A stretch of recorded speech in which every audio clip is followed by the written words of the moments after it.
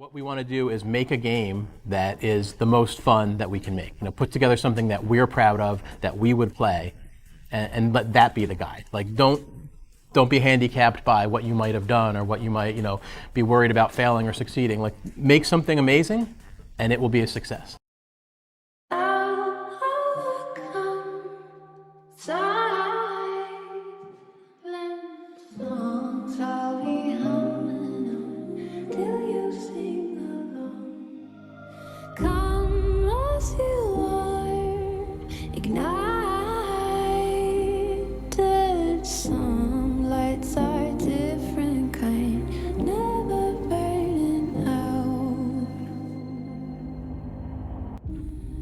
Working on the game for quite some time with Respawn, and I don't think I've gotten a chance to ask you this. What was the thinking to go for sort of this as a premise? Obviously your background in more, for lack of a better word, realistic military shooters, to go to something that is definitely more fanciful. I would say we sat down, we formed the company, we got a lot of good, talented employees, we sat around, and we didn't have the idea of this is what we're going for. It was, let's get all these talented people to put their ideas out on the table and see what floated to the top.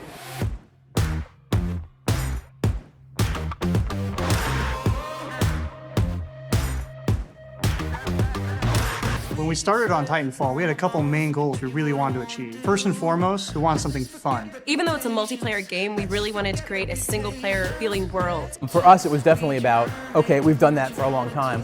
As Respawn now, for me it was, I want to do something a little different.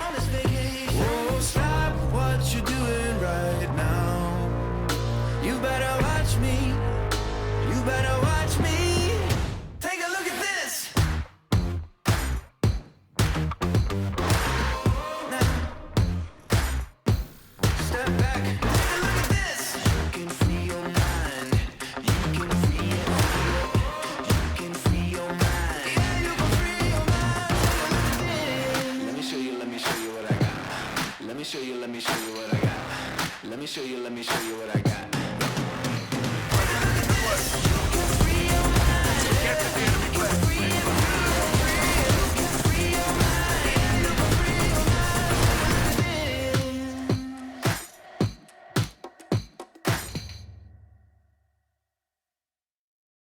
I've been a model maker for way too long. Yeah, a long time. This is what I do. The philosophy has always been to make these things respond to the player as if it was just an extension of their body. Really, the idea was to make it feel believable, grounded, genuine, authentic, has a military vibe, and then last but not least, be able to fit a character, a player inside this thing and make it believable. The Ogre is the more slow but heavily shielded, heavily armored of the bunch. The Strider's a very fast but somewhat less well-armored, less well-shielded Titan, and the Atlas is sort of a balance of the two, where you can take a little more damage, but you also have more maneuverability than the Ogre. There was a phase that we went through where we were really trying to wrap our heads around what would work in the game space, and we came up with 20 feet because it enabled us to build a reasonably sized level and a single-player level within that. So a human-sized version within a large multiplayer environment that supports these Titans. And the third part of that would have been really working on making sure the environment supports the interaction between the pilots and the Titans. So being able to ambush them, have a Titan walk into an area and run the risk of getting hopped on by a pilot who are super agile characters. And the conflict in the game is between the IMC and the M-Corps. The IMC represents more corporate interests that want to develop the land, use it for their own good, and then the M-Corps sort of acts on behalf of the settlers. They're not necessarily good guys all the time. They are stealing resources to help themselves as well. And basically that's the core of the fight. The pilots are who you play. They're very skilled soldiers capable of wall running, parkour, crazy movement, very agile. And then the Titans, which are like 20+ foot giant mechanical robots. And you pilot them.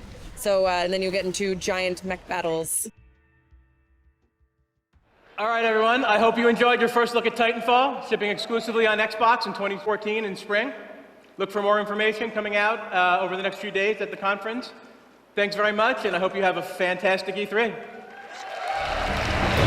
Yeah. All right. All right, folks, what we got here is the Titanfall Collector's Edition. The Titanfall Collector's Edition. This is the biggest collector's edition I think I've ever seen. The Titanfall limited edition wireless controllers for the Xbox One. If you guys aren't a fan of the word whoa or wow, then I'll ask you to leave this video right now because you're about to hear a lot of it.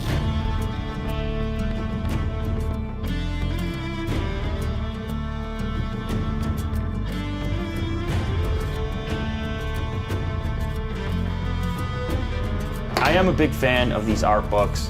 I've been collecting them for a while. Titanfall art book is a proper full-size coffee table book with just under 200 pages of art, with chapters dedicated to the designs of Titans and pilots, vehicles and weapons, locations in the game, and some of the final actual physical models of Titans. This is definitely one of the better art books I've seen in more recent collector's editions, probably the best one since Skyrim's. Obviously I can't show you guys this whole book. Anyways, as you can tell, very beautiful artwork. We have the poster, which is designed to look like a simple blueprint of the Atlas-type Titan, which is the design we've seen in most of the videos and the beta. It's basically the well-balanced starter Titan. This guy's at the top like, wait a minute, you're not gonna get my Titan. I work hard. This thing does light up. Got a nice cool little feature there.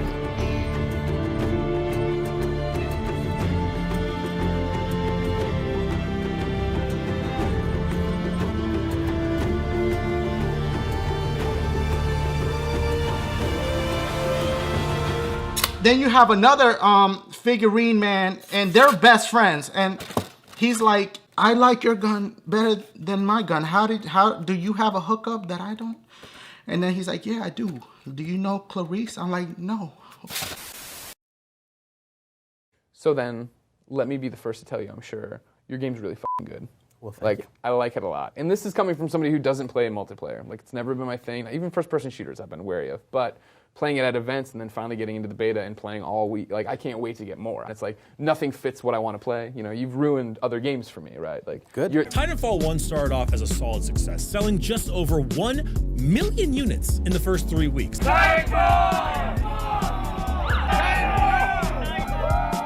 The atmosphere is brilliant. The two pilots wall running were amazing. Once you get in that Titan, it's a totally different game. There is nothing else like it. There's nothing like it on the planet. Hey guys, so we're heading to the Titanfall party. Tonight is the launch. Titanfall! Titanfall! Titanfall! Titanfall! Titanfall! We played it tonight and it's pretty dope. Like, I was very happy. Like, it definitely was not a letdown. At E3 2013, Titanfall got like 60 awards. That's what I heard, yeah.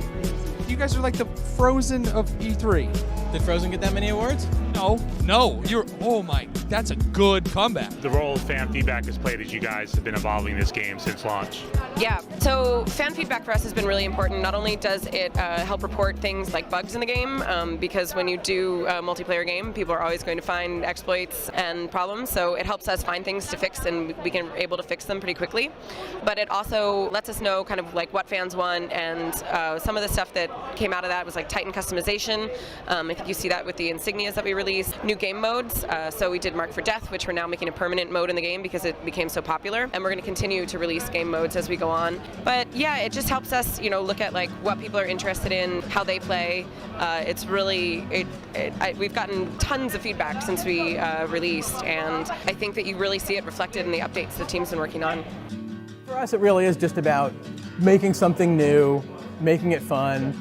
It's not, you know, we're not setting out to say like this is what everybody has to do for the next 10 years. You know, to me, it's about in the gaming industry as a whole. You know, that change, doing things different than us. Don't just copy what we did because it might be fun. Do something different. Do something on top of it. Do something completely, you know, the other direction. And let's see where we can go and get the most fun out there that we can. So.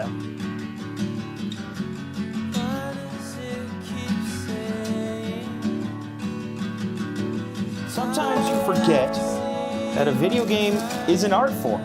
That's somebody's art. You know, it starts out as a concept. The imagination behind it started a lot earlier, and the number of people involved in bringing that game to you is huge.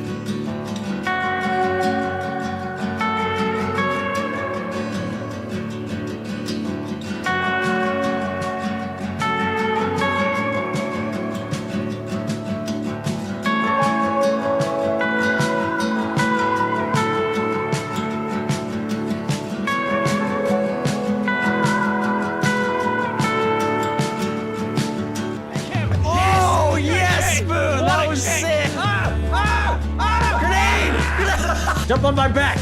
How do I do that? Just jump. Double jump. Jump on him. Yes. All right, let's go. As you can see, there's a Spectre gorilla pressing a pilot. He slams the hapless fool on the bar like a cheap pub snack before sliding him across it to his death. As in, I was one in front of you, mate. It's a grunt. Oh, he just got squashed. Oh, come on, man. Yes! A little ninja. Oh god, he freaking got owned. I put my shield down. I can watch.